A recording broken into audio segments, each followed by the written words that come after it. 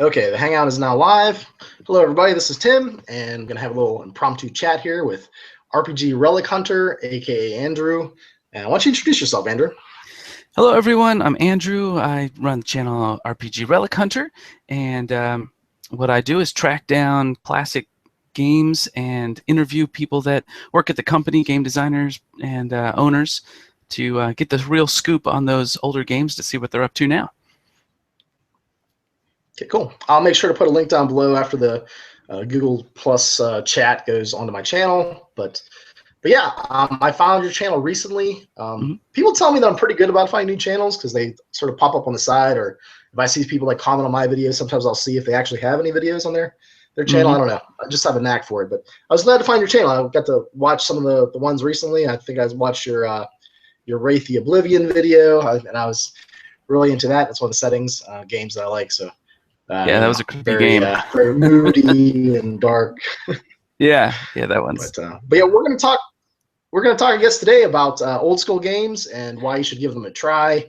And there's gonna be 5 tips that Andrew's gonna talk about, and we're just gonna sort of bounce words back and forth, like verbal ping pong, and see how it goes. So. Absolutely. So yeah, this will be a discussion on a video that you can find on my channel, 5 tips to get your game group to try classic games. All right, so Tim, my first tip I had was to find out if your games that you want your game group to try is actually good. Felt like a lot of times people have kind of rose-colored glasses on when they're remembering playing a good game, that it might not actually be good. So, so my first tip: find out if the game is actually good. What do you think? So, what would your how would you decide that? Because I'm sure I have rose-colored glasses about certain things. I try to be objective. I know players in general will sometimes they'll go along with whatever game the GM wants to run, and other times they're like, you know what, dude, I'm not really even willing to give that a try. Let's see here. How would you determine if it's good? I guess the opinions of your players? Well, let me give you an example. I use Shadowrun as an example. So first edition Shadowrun, you had a big fist of dice, you rolled them all, and you pretty much always missed. Second edition, you rolled all those same dice, and you probably hit, but your skills were terrible. And then third edition fixes that skill issue. Like each edition of Shadowrun fixes a specific system issue. So if you're going to say, hey, let's play first edition Shadowrun, well, how come you're not playing third edition with the better skill system, or fourth edition with their upgraded magic system? So it's kind of like getting the best edition for the game. I guess I would say that with different editions, they do fix things, or I would even phrase it as change things, because as a sort of like OSR, I guess you call them an OSR convert. A lot of times, I don't think editions do fix things. I think sometimes they change things. They make it almost like a different version of the same game. I'm also of the school of thought that house rules are good. So yeah, maybe if the game has some weak points, I've never played Shadowrun First Edition, but maybe some editions came with I'd make my own version of that and squeeze it into First Edition, depending on what the rule set's like. For instance, for basic and expert D&D, I would maybe change some things, maybe add some percentages to some of the thief skills, just little tweaks here and there, nothing too major. Something that would probably fit on one sheet of paper so that the players didn't hate me too much. But, okay. Yeah, as far as determining how games are good, I guess like you're saying, certain editions, they do fix certain problems, but sometimes they fix things that aren't broken, in my opinion. Well, that's true, depending on what game you're talking about. Yeah, so you might want to go back to an older edition because, with Dungeons & Dragons, 4th edition, in my opinion, is not very good. I like 3rd edition better. And for me, when you talk about third, I ran 3rd edition for I don't know, 8 to 10 years, something like that. And attacks of opportunity, just get in my brain and start ripping out the synapses and things. And I don't really like it at all. So I would like to get rid of that entirely. And I actually tried to do that, but it was too much of a hassle. I find that ripping stuff out of a system is usually harder than adding stuff to it, bolting it on. So agreed. From that perspective, I like older rule sets or earlier editions because it's easier to just you get the stapler gun out and just start tacking on your house rolls left and right, a little bit over here, tweak this, cut that, like a mad like plastic surgeon, go into town making some freakish monster. Cool. So, okay. All right. Well, let's move on to my second tip here, which I called finding reasons for others to play. And really, it's just the idea of having your sales pitch ready, having reasons for why they should play, and really addressing why it was fun or unique. And I think that's maybe the most important part, is having a reason for your game group to play. Yeah, I think having some sort of blurb or, not blurb, that's more like convention stuff. But yeah, having a sort of layout or just like, hey, this is the reason I like this game. This is the reason that, I maybe have rose-colored, rose-tinted glasses, like you said. Mm-hmm. Like, these are the good experiences I had with it. After playing other games after the game, I want to go back and, like you said, see if it's cool, and just try to verbalize that to your players. Like, this is the reason I want to try to run this for you guys. Maybe like certain aspects of the system that are different than maybe modern games, or just faster. It's usually simpler. There's a lot of complex games out there that people are like used to playing, and sometimes these older games are a breath of fresh air, because like, wait a minute, we don't have to do this, that, and that. We can just say stuff and that's it. We can just talk about stuff instead of rolling a bunch of dice. It's like, yeah, you can just, I can just flip a coin. This is awesome. Yeah, like you're playing like Valiant or something. But yeah, like I try to emphasize too that just because it's an older system doesn't mean it's necessarily like outdated or broken. It's just, it's true. It just does things in different ways than you're used to, and people play these games for years, maybe with some minor problems here and there, but they worked fine for the most part. So why can't we enjoy them too? Yeah, you can still have fun even if it's not what you're used to. Yeah, it's just like a different flavor ice cream or something. Like, you've been eating Rocky Road for years, now try a little bit of vanilla. Whatever. Just a different way of doing it. And I found it's best to try to do that via like one shots first, instead of just jumping right into a campaign. Like, because there might be one player or two players like. It's really funny that you mention a one shot to hit armor class 0. Yeah. It's funny you mentioned a one shot, because that's actually one of my tips. Doing a one shot is one of my tips. Oh, okay. That's funny. Okay, so we'll skip to that tip. No, that's good. No, that's good. That's good. So so you just mentioned one shots. That's tip number 4 I have in here, that a one shot or a pre-made is like the cream of the crop experience for that game, and that sometimes people will say, yeah, let's do this one shot. It's just one night. Even if you don't like it, you don't have to play it again. And here you're going to get like the best experience from that one shot. So go ahead and continue to talk about one shots, because I just want to make let me name that tip, and then keep going. Well, what's cool about one shots is normally the GM will have a bunch of pre-gens cranked out, just to get you right into the game, like, so you don't have to be bogged down with how does this work and what are all my options, and sort of just bogged down on all that stuff. So if you have some pre-gens laid out on the table, they don't have to worry about that. They can sit down in the chairs, plop their food and drinks around them, and really just get right into the thick of things. Just boom, let's play the game. So that's fun. And then, they get to experience the different parts of the system, like how does this work? And then you'll do like, out of character talk will be about, well, how does this work? And it's kind of a novel experience, especially if it's a game or it's a certain mechanic that's very different than what they're used to. And, some players will like that and other players won't, but there's not a huge buy-in. It's not like you're setting up a huge campaign and here's my 15-page dissertation on the setting, and here's here's the backdrop, and here's all your character background stuff. It's just, that can be very overwhelming for people, especially if they're not going to enjoy the system that they're going to be playing with. So a one-shot's very short. It's almost like driving through the drive-through is very fast-foodish. Like, here you go. You don't have to worry about it. Just boom, here you go. Here's the food. It's hot. It's warm. It's ready. Let's do this. And they get to see what it's like. And it's probably only going to be for like 3 to 4 hours, you know, maybe longer if you want to do that.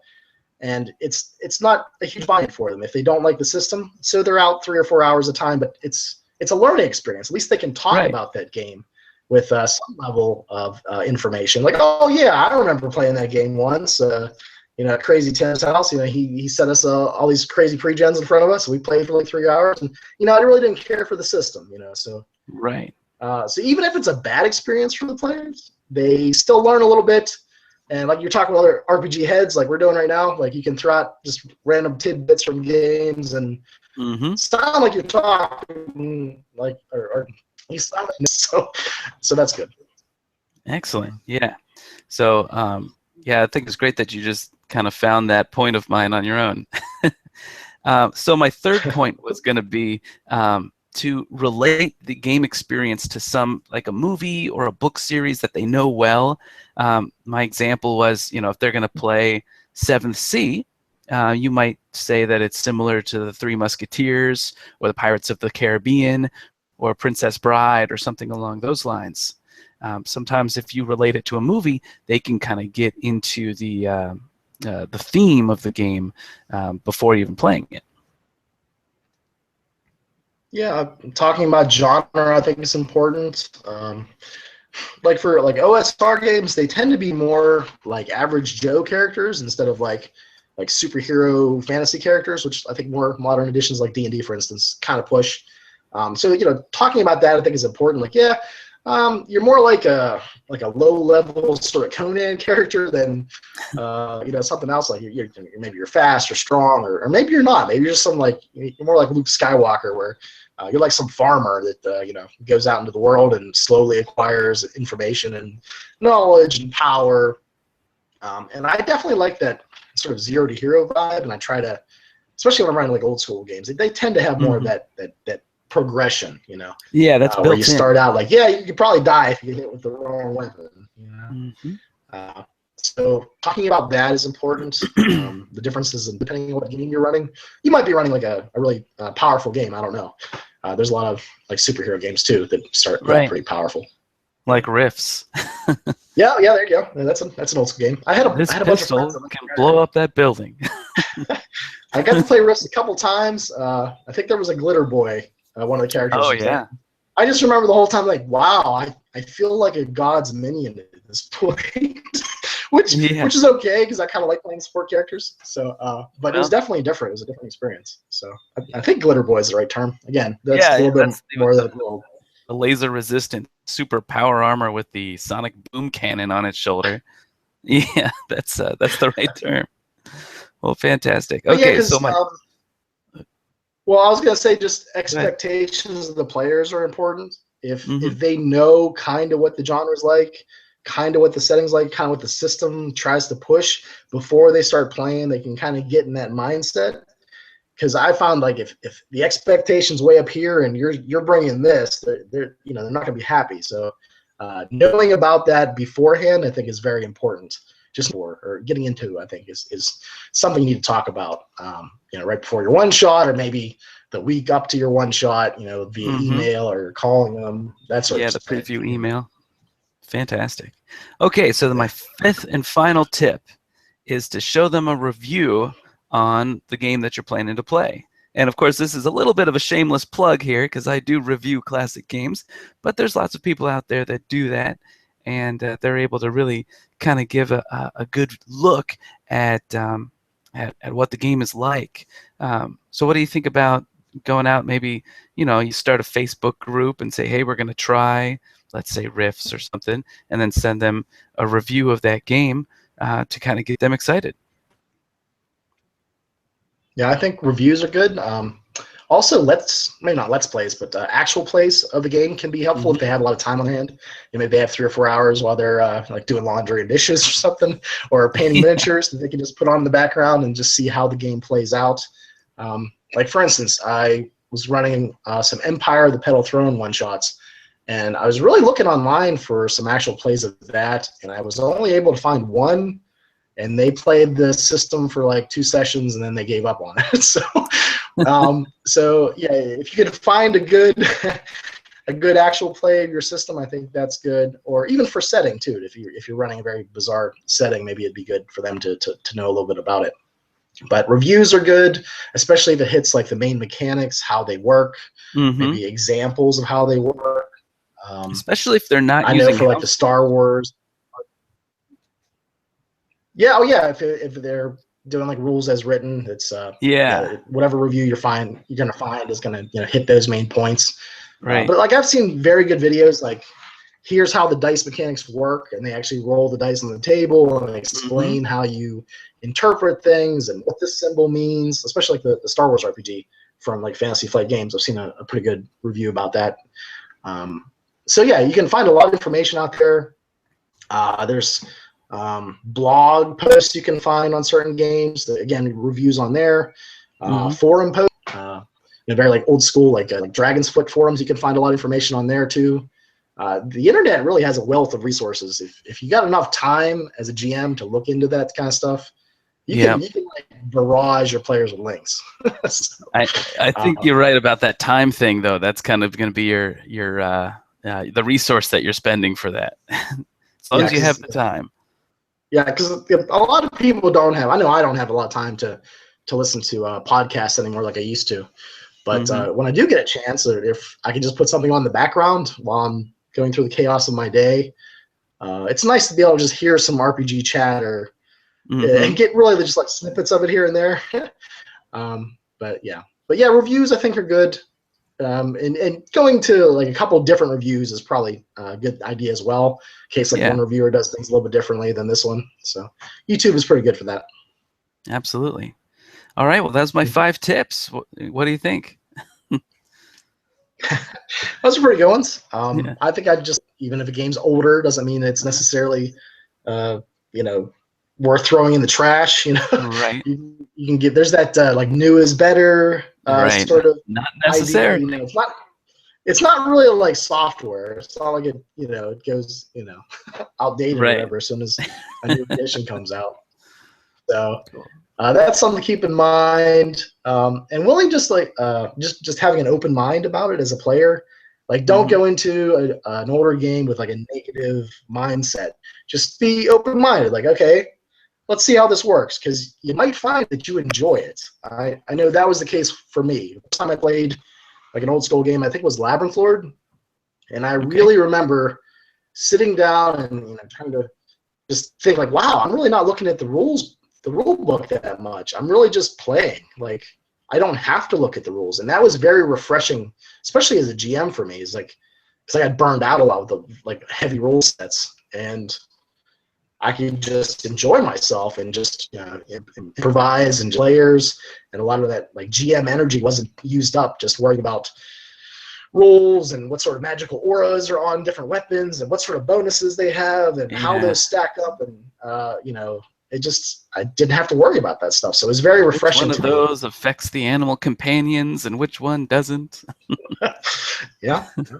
How about you? Like, what was your experience to running or playing like an old school game for the first time? Like, what was it like?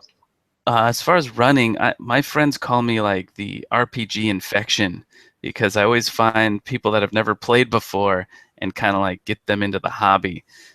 So a really good gateway game for me was Vampire the Masquerade, because it's easy to make the character. It's easy to fit anybody's character into the pre-mades they have, because it's like, you're becoming a vampire for the first time tonight. It's dozens of people that I got hooked on role-playing games with that.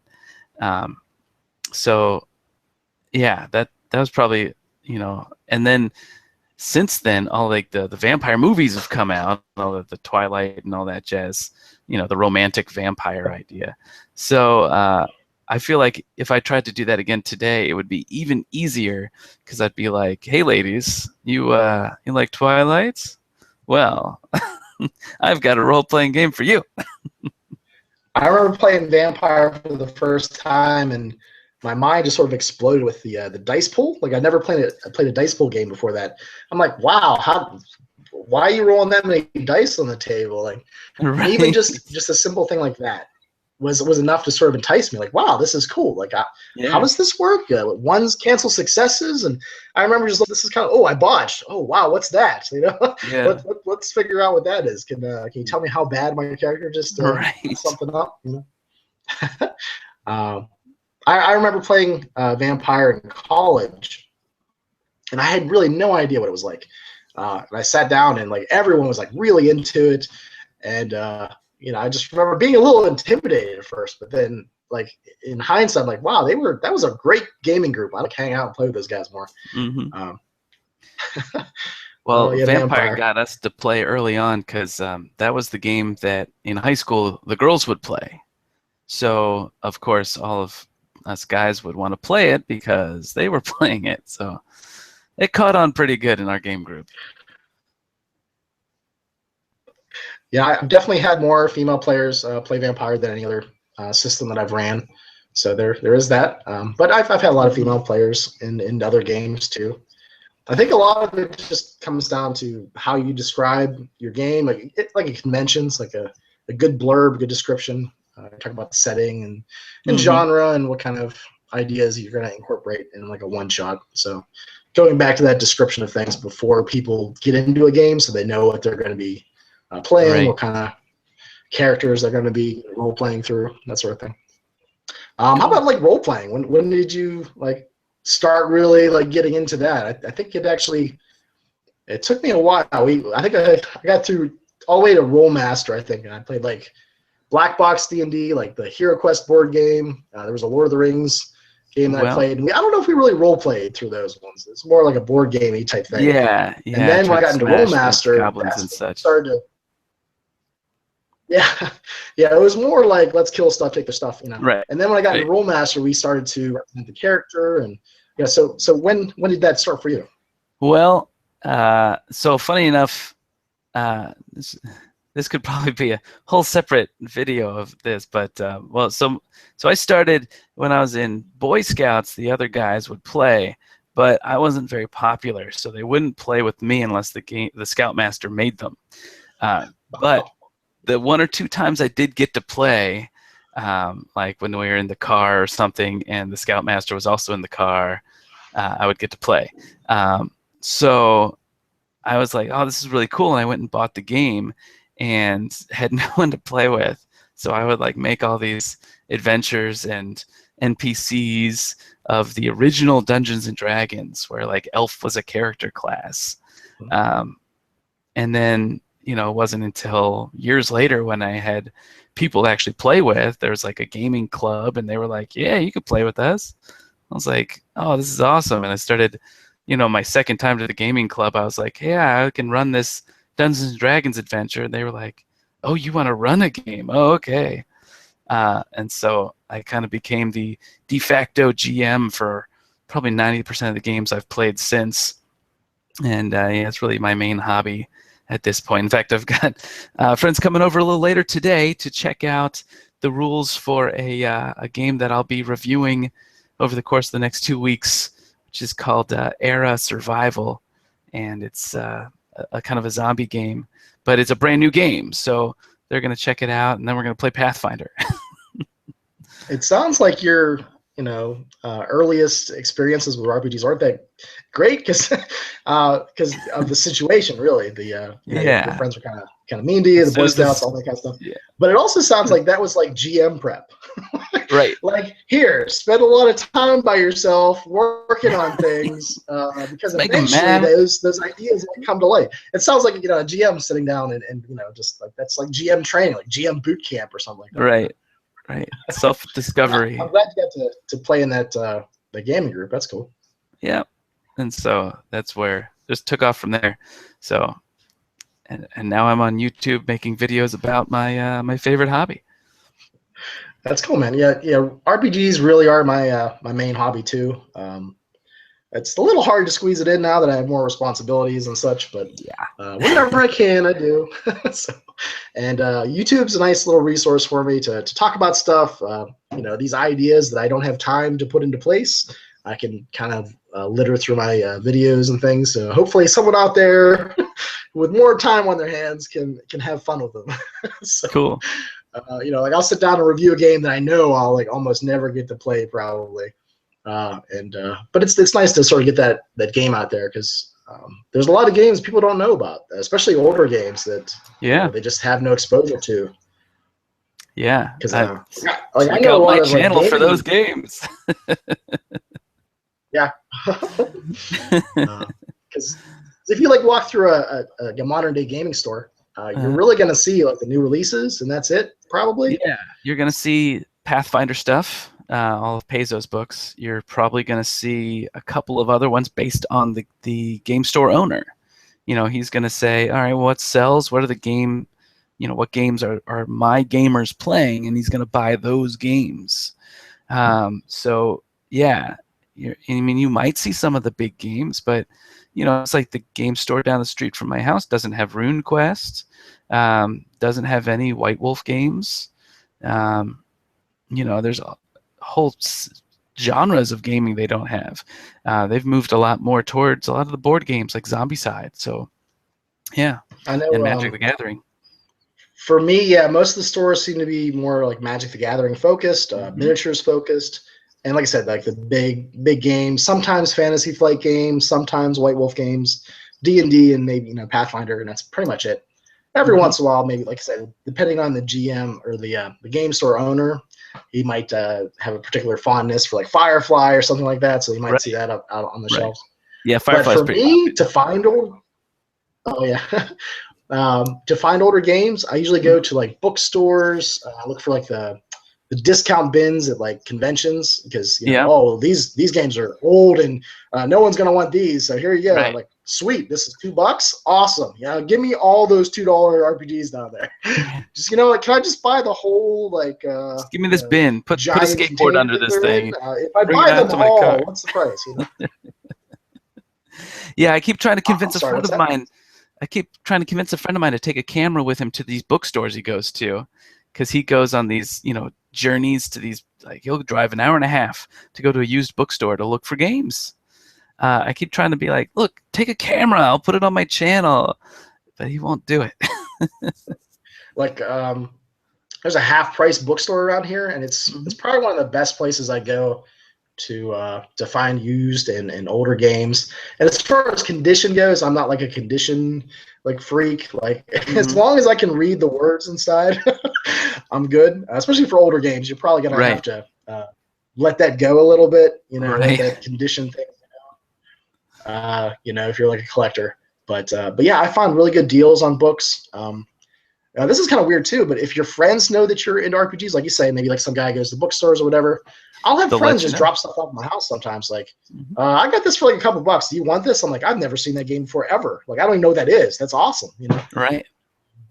Like for instance, I've had friends giving me like whole boxes of like settings. Like I got a whole box of Harn before, and Harn is like super hard to find.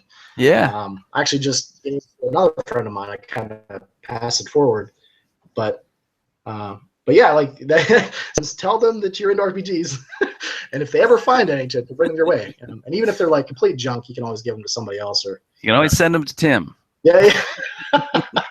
Or you can donate them to like a library or something. I'm sure there's some place you could give that stuff away to. Cool. But, all right, buddy. Well, that's where I find most of my good stuff. Yeah, thanks for having this discussion with me here. It looks like my daddy clock is about to run up here. So my wife is about to leave. So, but yeah, this has been great. Absolutely. So I'll just catch up with you later. All right. Thanks for the chat. And like I said, I'll put the link down to his channel in the bottom there if you want to subscribe to his stuff. RPG Relic Hunter. Like I said, go through some older games and talk about stuff that people don't talk about on YouTube too much. So yeah, thanks for the chat. All right, buddy. All right, bye.